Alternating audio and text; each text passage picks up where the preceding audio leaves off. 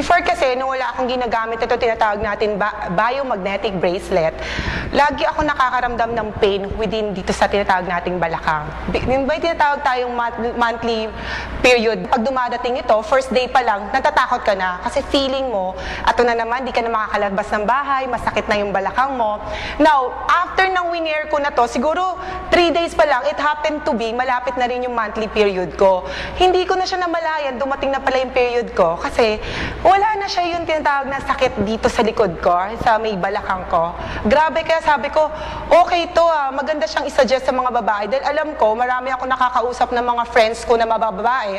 Yun din yung kalimitan, inaanin dinadaing nila sa akin. Lagi nila sinasabi, ay, I cannot go out kasi nandito yung monthly period ko, dumating na, medyo masakit yung balakang ko, may masakit sa akin.